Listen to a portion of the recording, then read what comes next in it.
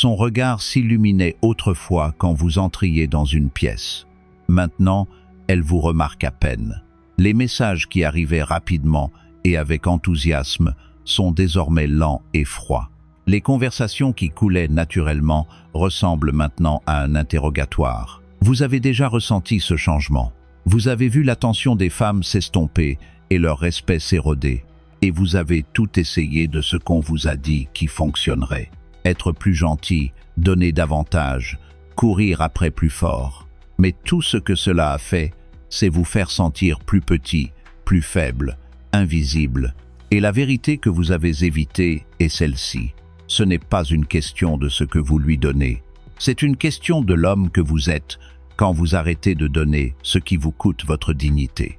Car l'attraction ne se construit pas par une disponibilité constante.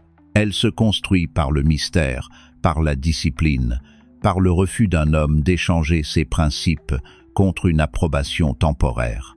Aujourd'hui, nous allons décortiquer 7 mouvements silencieux qui rendent les femmes accros à votre attention. Des mouvements enracinés dans la psychologie, dans la réalité et dans les principes intemporels du stoïcisme. Car un homme stoïque comprend que son contrôle commence et se termine avec lui-même, qu'il ne peut pas commander ses émotions à elle, mais qu'il peut commander ses actions, ses limites et son temps. Et quand vous maîtrisez cela, vous arrêtez de courir après les femmes et commencez à les attirer sans un mot. Parce qu'elle le sent quand vous ne fondez plus votre valeur sur sa validation. Elle le sent quand votre attention se mérite au lieu d'être acquise. Et elle le sent quand vous traversez la vie avec un but qui ne plie pas selon ses humeurs. Et certains d'entre vous résisteront à cela parce qu'on vous a appris à croire qu'être apprécié équivaut à être respecté. Mais je vous le dis maintenant, le moment où vous arrêtez de vous expliquer, le moment où vous protégez votre temps, le moment où vous menez sans avoir besoin d'applaudissements, le moment où vous refusez de comprendre chacun de ses caprices, le moment où vous choisissez le calme plutôt que la réaction, vous devenez l'homme qu'elle ne peut s'empêcher de penser parce que vous n'êtes plus l'homme qu'elle peut contrôler. Et si vous êtes prêt à reprendre ce contrôle, non seulement d'elle, mais de chaque situation où vous l'avez abandonnée, alors vous devez entendre chaque seconde de ce que je vais vous dire. Car à la fin de ceci, vous saurez exactement comment renverser la situation, récupérer votre présence et vivre d'une manière qui lui donne envie de l'attention que vous donnez. Parce qu'elle est rare, elle se mérite et elle vient d'un homme qui connaît sa valeur et refuse de la négocier. 1. Maîtrisez la pause. Arrêtez de vous expliquer. Vous vivez votre vie comme si chaque décision que vous prenez était soumise à un procès public. Comme si chaque action devait être défendue, comme si vous vous teniez devant un jury qui pourrait vous retirer votre valeur d'un seul verdict de culpabilité. Vous traitez chaque accusation, chaque doute, chaque sourcil levé de sa part, comme une urgence qui nécessite un récit complet et détaillé de votre innocence. Et vous ne voyez pas la lente érosion de respect que cela cause, car chaque fois que vous ouvrez la bouche pour vous justifier, vous lui dites que vous craignez son incompréhension plus que vous ne valorisez votre propre vérité. Vous lui apprenez que votre confiance est fragile, qu'elle a besoin d'être constamment renforcée par son approbation. Vous diffusez que vous êtes prêt à échanger votre cadre, votre position, votre conviction juste pour apaiser ses sentiments temporaires. Et peu importe à quel point votre explication est logique, peu importe à quel point vous avez du sens.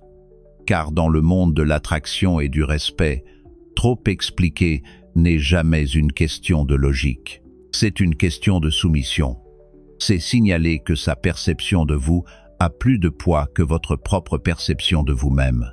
Et quand vous faites cela suffisamment de fois, vous devenez prévisible, sûr à défier, facile à déstabiliser, parce qu'elle sait qu'avec le bon ton, la bonne accusation, elle peut vous entraîner à vous défendre comme un homme en procès. Et c'est là que vous perdez, non pas parce qu'elle ne voit pas la vérité, mais parce qu'elle vous voit maintenant comme un homme qui ne peut pas s'asseoir dans l'inconfort d'être incompris. Et si vous ne pouvez pas gérer d'être incompris, vous ne serez jamais vraiment respecté. Alors, quelle est l'alternative? L'alternative est une discipline radicale de votre langue. C'est apprendre à répondre sans répandre votre monde intérieur sur la table pour que quelqu'un d'autre le dissèque. C'est répondre avec finalité au lieu d'explications sans fin. Et cela commence dans les plus petites interactions. Quand elle demande pourquoi vous n'avez pas répondu tout de suite, vous dites « j'étais occupé ». Et vous vous arrêtez là. Quand elle questionne pourquoi vous avez fait un certain choix, vous donnez la raison en une phrase et vous vous arrêtez là. Pas de suivi, pas de radotage défensif, pas de tentative désespérée de lui faire voir votre côté, car votre côté n'a pas besoin d'être vu pour être valide. Et oui, au début, cela va la pousser à insister davantage. Elle pressera pour plus de détails. Elle vous accusera de cacher quelque chose. Elle essaiera de vous appâter pour revenir à l'ancien comportement.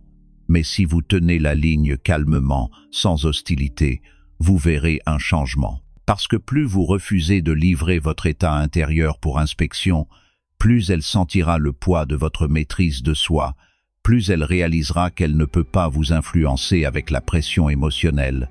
Et cette réalisation est à la fois frustrante et profondément attractive, car elle la force à vous rencontrer selon vos termes, pas à vous traîner dans les siens.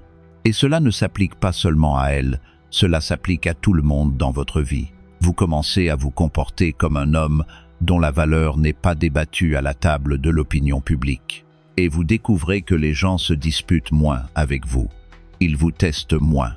Ils vous observent plus attentivement parce qu'ils sentent que vous n'êtes pas un homme qu'on peut coincer pour qu'il révèle chaque pensée dans sa tête. Et quand vous arrêtez de vous expliquer, vous arrêtez de donner le pouvoir de votre parole, car votre parole devient finale. Pas un brouillon en attente de ses modifications, pas une proposition en attente de son approbation. Et c'est là que naît le respect, c'est là que grandit l'attraction, c'est là que vous arrêtez de vivre comme l'accusé et commencez à vivre comme le juge de votre propre vie. Numéro 2. Parlez avec intention, pas avec volume. Contrôlez votre disponibilité. On vous a appris, soit directement, soit par la façon dont on vous a traité, que le moyen le plus rapide de conquérir quelqu'un est d'être toujours là, de répondre au téléphone avant qu'il ne sonne 2 fois, de réorganiser votre emploi du temps pour être disponible à tout moment, de vous assurer qu'elle ne ressente jamais votre absence trop longtemps. Et peut-être que cela semble noble, peut-être que vous pensez que cela montre de l'engagement, mais en réalité, ce que cela montre, c'est que votre temps est bon marché, qu'il peut être acheté avec la plus petite quantité d'attention de sa part, et qu'elle l'admette ou non, elle cesse de valoriser ce qui est toujours garanti, car la nature humaine ne respecte pas ce pourquoi elle n'a pas à travailler. Et c'est là que la plupart des hommes se sabotent. Ils inondent le marché de leur présence jusqu'à ce qu'elle ne vaille rien. Ils se rendent si accessibles qu'elle arrête de se demander ce qu'ils font. Elle arrête de penser à eux du tout. Parce que pourquoi le ferait-elle? Vous êtes toujours à un message de distance, toujours prêt à laisser tomber ce que vous faites, toujours préparé à la prioriser par rapport à votre propre mission. Et la solution à cela n'est pas de jouer des jeux ou de prétendre être occupé. C'est de construire réellement une vie qui vous rend occupé. Une vie si remplie de buts, d'objectifs et d'engagements non négociables que vous ne pouvez pas et ne voulez pas les abandonner juste parce qu'elle appelle. Cela signifie que votre emploi du temps est conçu autour de votre mission, pas de son humeur. Cela signifie que vous n'avez pas peur de la faire attendre une réponse, parce que vous êtes plongé dans votre travail, plongé dans votre entraînement, plongé dans quelque chose qui fait avancer votre vie. Et cela change tout, car quand vous n'êtes pas instantanément disponible, quand elle doit attendre, quand elle doit se demander, elle commence à valoriser les moments qu'elle obtient avec vous.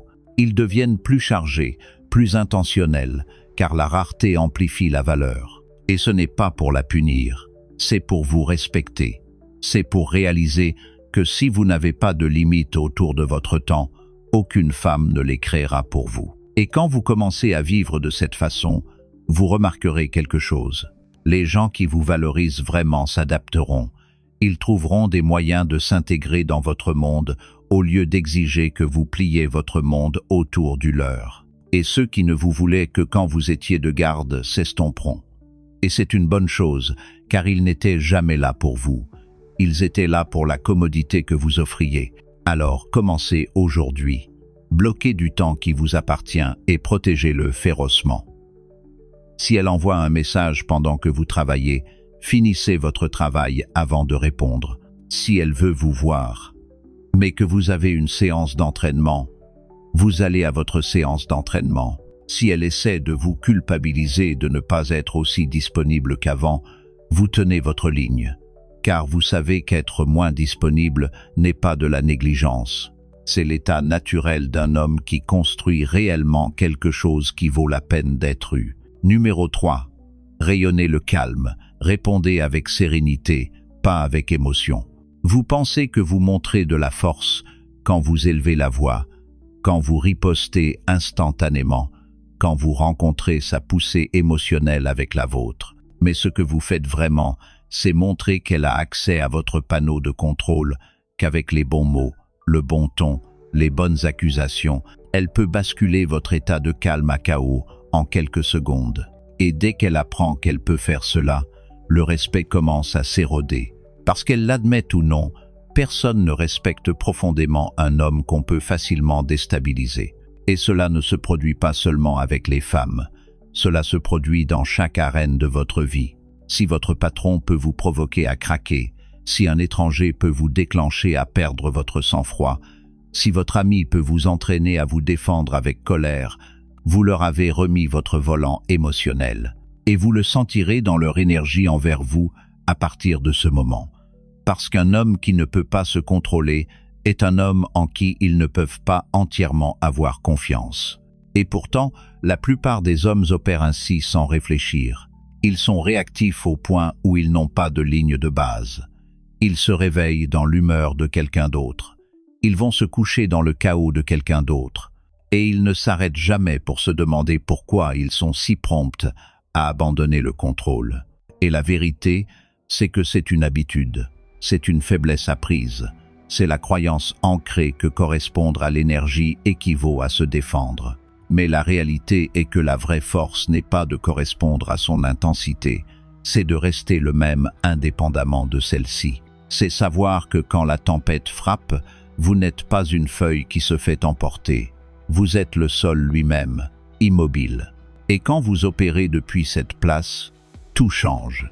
Les disputes perdent leur pouvoir parce que vous ne lui donnez plus la réaction à laquelle elle est habituée. Les accusations sonnent creux parce que vous ne les nourrissez pas d'énergie défensive. Et elle commence à ajuster son comportement sans que vous ayez à l'exiger, parce qu'elle sent que ses tactiques habituelles ne fonctionnent plus. Et ce n'est pas être froid ou distant, c'est être délibéré. C'est choisir vos réponses émotionnelles au lieu de les laisser être choisies pour vous. Et la façon de construire cela est par la discipline dans les petits moments. Quand elle lance une pique, vous faites une pause avant de répondre. Quand elle accuse, vous laissez les mots suspendus avant de répondre. Quand elle essaie de vous entraîner dans une dispute, vous choisissez quel point, le cas échéant, valent la peine d'être engagé. Et vous le faites selon votre temps, avec votre ton, et jamais comme un réflexe. Parce que le réflexe est de la faiblesse dans cette arène.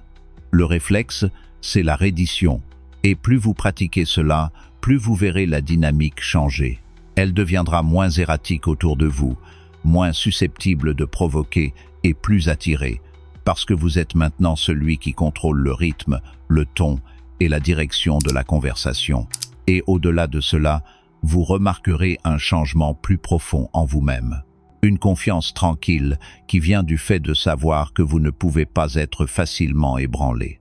Et cette confiance se répandra dans chaque partie de votre vie, dans les affaires, dans les amitiés, dans chaque négociation.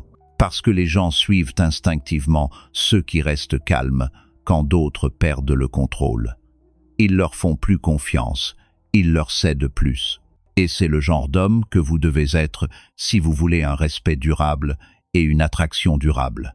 Parce que n'importe qui peut réagir, mais seuls les quelques-uns qui peuvent rester composés quand ils sont provoqués détiennent le vrai pouvoir. Numéro 4. Aligner action et aura, mener sans trop parler. Vous croyez que si vous expliquez votre raisonnement assez minutieusement, si vous exposez chaque détail de votre plan, si vous vous assurez qu'elle comprend parfaitement pourquoi vous avez pris une décision, elle vous suivra avec joie. Mais en réalité, plus vous parlez, plus vous diluez votre autorité. Parce que le leadership n'est pas une question de convaincre, c'est une question de mouvement, c'est montrer la direction par l'action, pas par une discussion sans fin. Et plus vous comptez sur les discours, plus vous signalez que vous avez besoin d'adhésion avant de pouvoir agir, que vous avez besoin de sa permission pour mener, et que vous le remarquiez ou non, cela érode sa confiance en vous. Parce que les gens, et surtout les femmes, sont programmés pour répondre à la décision. Ils se sentent le plus en sécurité quand l'homme avec qui ils sont peut absorber l'information, la peser, décider et exécuter, sans en faire un débat à chaque fois. Et cela ne signifie pas ignorer son input. Cela signifie l'intégrer rapidement et avancer sans traîner la décision à travers des heures de conversation circulaire. Parce que dès qu'elle sent l'hésitation, dès qu'elle sent que vous la regardez pour valider votre direction, elle commence à vous voir comme moins capable de diriger le navire. Et l'attraction vit et meurt sur cette perception. Alors vous devez vous entraîner à mener avec brièveté, à dire ce qui doit être dit et rien de plus, à établir le plan puis le suivre, sans attendre les applaudissements. Et vous faites cela en supprimant l'habitude de trop parler dans les petites situations d'abord. Si vous décidez où vous allez manger, dites-le et partez. Si vous choisissez l'itinéraire à prendre, commencez à conduire sans narrer votre raisonnement. Si vous établissez une limite, énoncez-la sans donner une longue défense. Et avec le temps, cela construit un modèle où vos mots sont associés à l'action, où vos décisions portent du poids parce qu'elles ne sont pas rembourrées d'explications nerveuses. Et ce qui se passe, c'est qu'elles commencent à faire plus confiance à votre leadership, non pas parce que vous êtes infaillible, mais parce que vous êtes prêt à assumer vos appels sans vous cacher derrière une explication excessive. Et cela se répand dans chaque partie de votre vie. Parce que l'homme qui mène sans trop parler est l'homme qui bouge le plus vite, qui exécute le plus proprement, qui ne s'enlise pas dans la recherche d'approbation universelle avant d'agir. Et les gens suivent cela. Ils y répondent instinctivement parce que le leadership décisif est rare. Et plus quelque chose est rare, plus elle est valorisée. Numéro 5. Élevez-vous. Diminuez la dépendance. Soyez imprévisible. Vous vous rendez trop facile à lire, trop facile à anticiper, trop facile à mettre dans une boîte. Et quand une femme sait exactement ce que vous allez faire, ce que vous allez dire, où vous allez aller et comment vous allez réagir, l'étincelle s'estompe. Non pas parce qu'elle déteste la stabilité, mais parce que la stabilité sans variété se transforme en monotonie, et la monotonie étouffe le désir, et vous ne le remarquez même pas parce que vous pensez que vous êtes cohérent. Vous pensez que vous présentez de la même manière, chaque jour prouve votre fiabilité. Mais ce que cela fait réellement, c'est priver la relation de la tension et de la curiosité qui alimente l'attraction. Parce que les gens, surtout les femmes, sont attirés par ce qu'ils ne peuvent pas entièrement prédire. Ils sont attirés par l'homme dont la vie a des couches qu'ils n'ont pas encore vues, dont le temps a une valeur qu'ils n'ont pas entièrement réclamée, dont les actions viennent de son propre rythme au lieu d'une routine conçue pour la garder à l'aise. Et c'est là que la plupart des hommes échouent. Ils confondent sécurité et similitude. Ils s'enferment dans des modèles qui les font se sentir en sécurité, mais les rendent invisibles dans son esprit. Et avec le temps, elle arrête de se poser des questions sur eux. Elle arrête d'anticiper la prochaine interaction parce qu'elle sait déjà exactement comment cela va se passer. Et la sortie de ce piège n'est pas le chaos.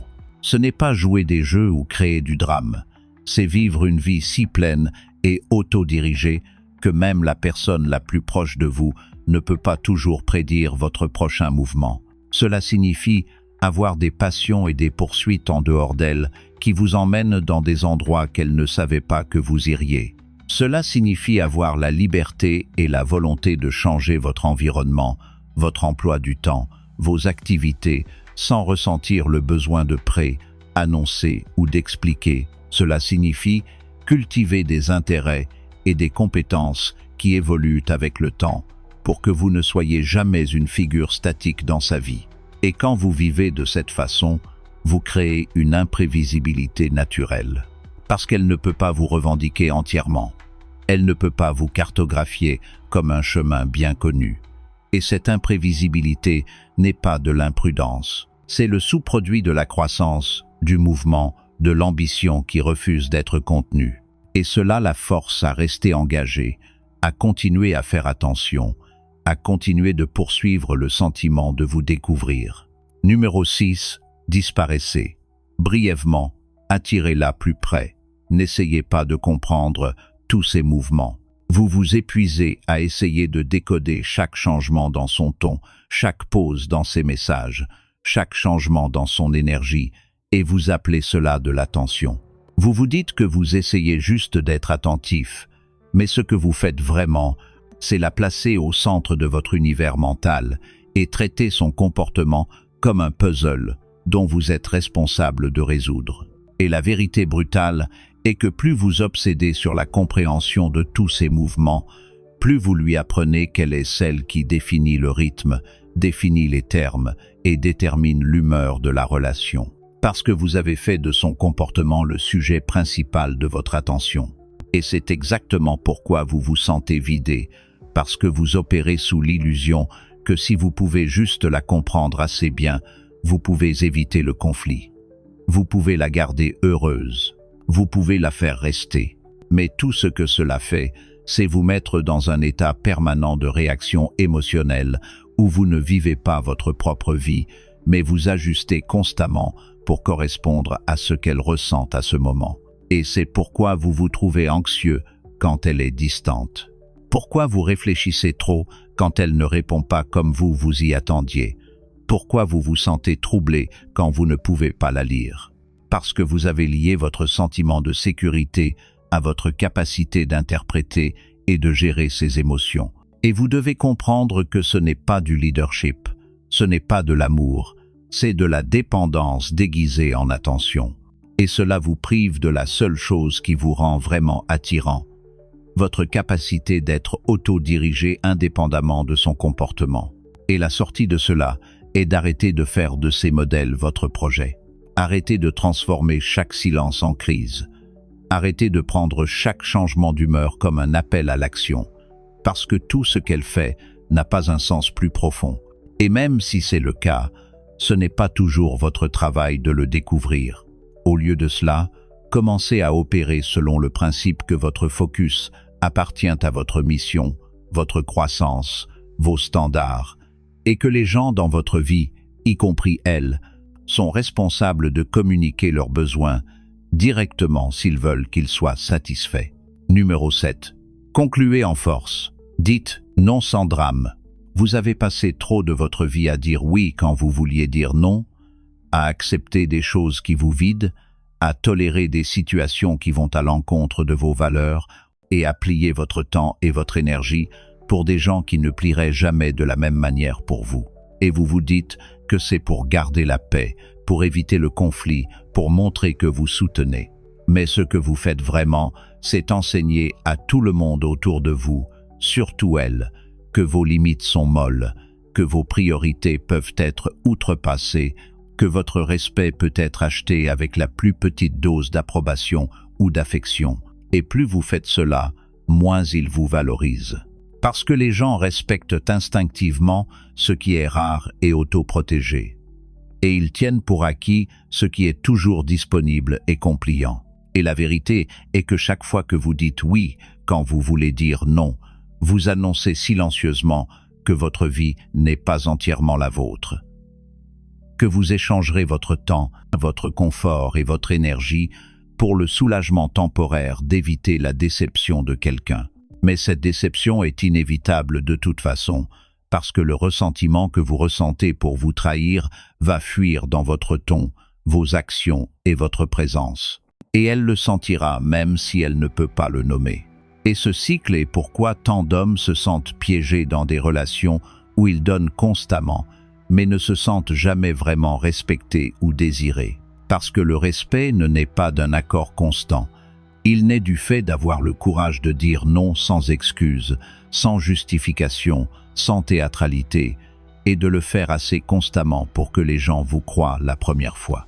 Et ce n'est pas être froid ou égoïste, c'est vivre selon un code clair de ce que vous accepterez et n'accepterez pas, et protéger ce code férocement. Parce que l'homme qui dit non quand cela compte est l'homme dont le oui signifie réellement quelque chose.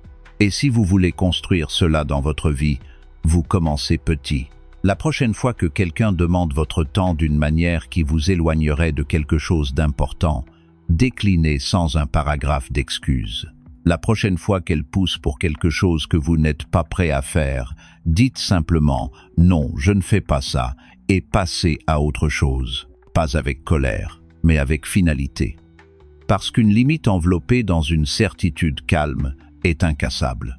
Et oui, au début, cela va la choquer, cela va la frustrer, cela peut même lui faire questionner si vous tenez encore à elle. Mais avec le temps, si elle a un quelconque respect pour vous, elle s'adaptera.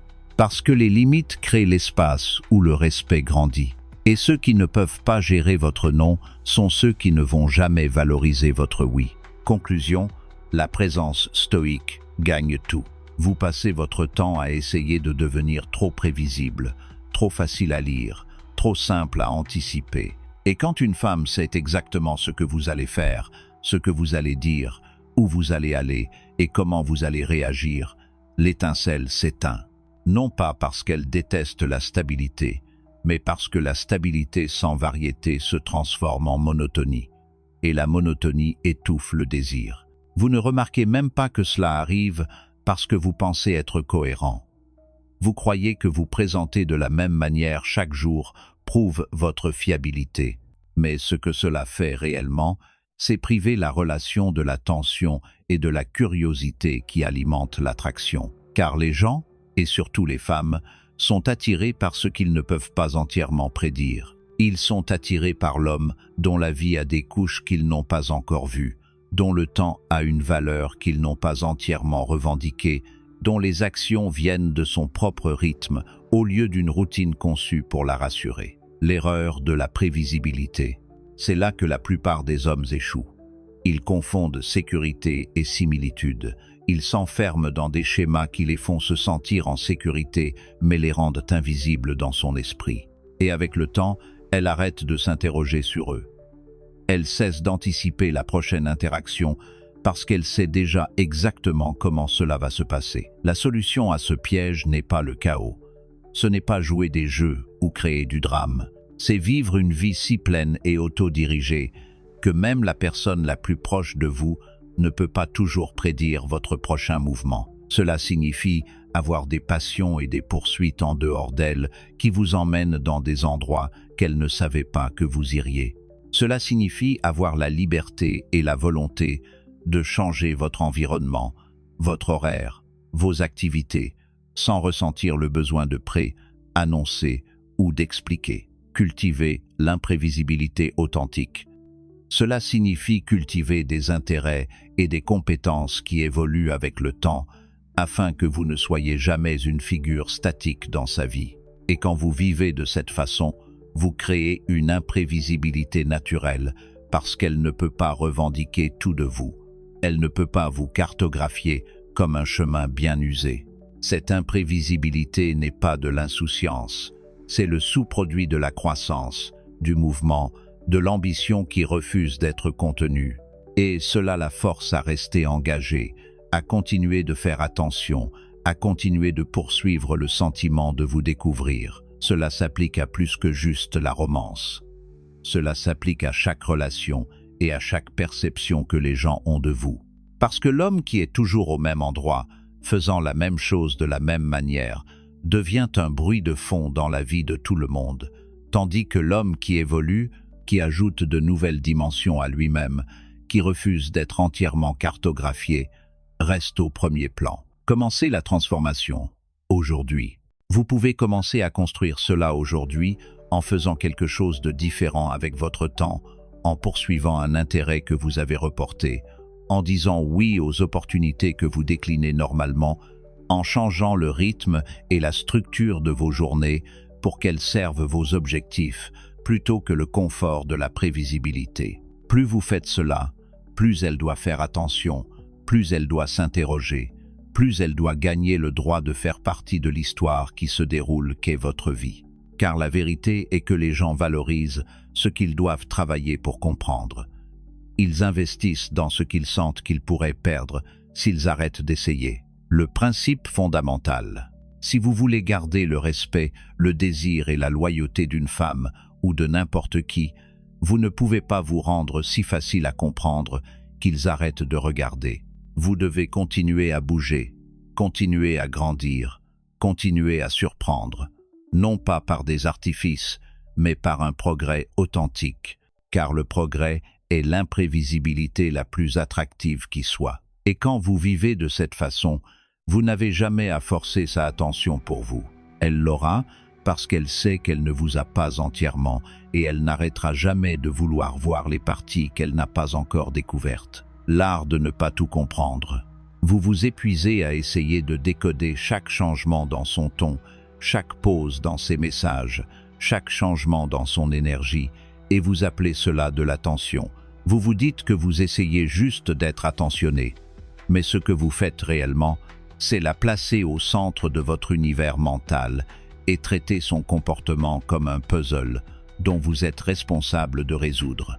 La vérité brutale est que plus vous obsédez sur la compréhension de chacun de ses mouvements, plus vous lui apprenez à croire qu'elle est celle qui fixe le rythme, définit les termes et détermine l'humeur de la relation. Sortir de la dépendance émotionnelle.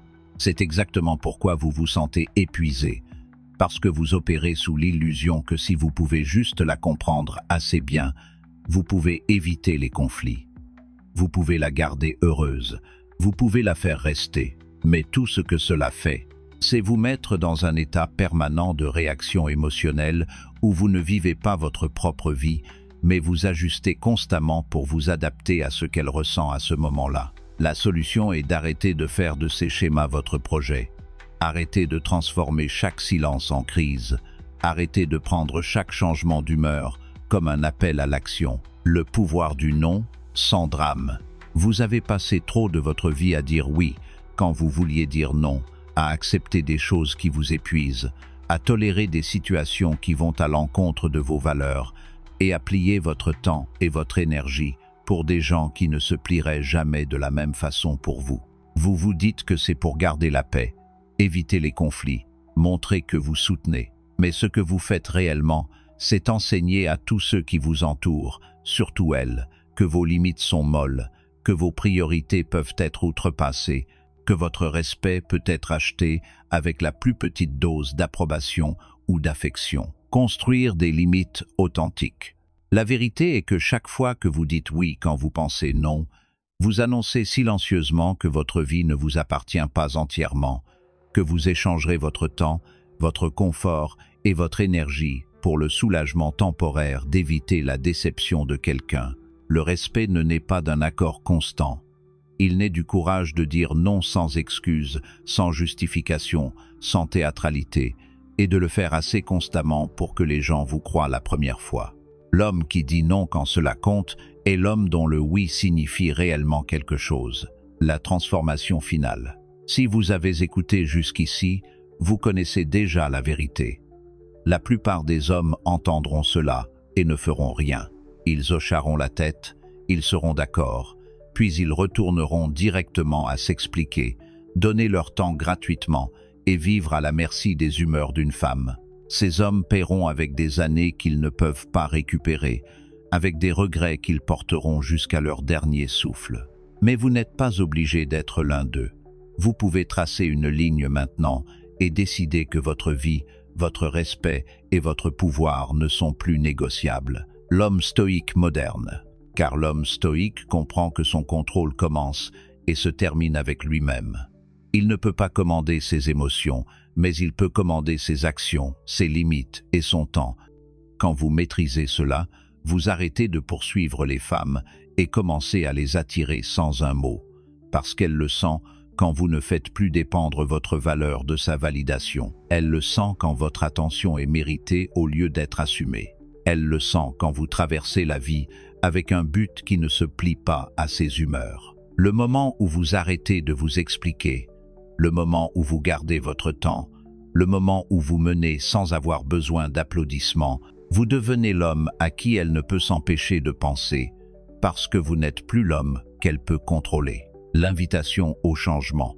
Si vous êtes prêt à reprendre ce contrôle, non seulement d'elle, mais de chaque situation où vous l'avez abandonnée, alors vous devez intégrer chaque seconde de ce que nous venons de partager. Car à la fin, vous saurez exactement comment renverser le script, récupérer votre présence et vivre d'une manière qui fait qu'elle désire ardemment l'attention que vous donnez. Parce qu'elle est rare, elle est méritée.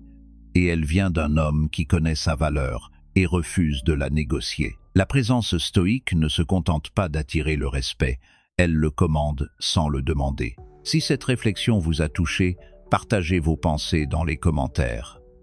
Abonnez-vous à Zen Stoïque pour plus de sagesse pratique qui transforme votre vie quotidienne.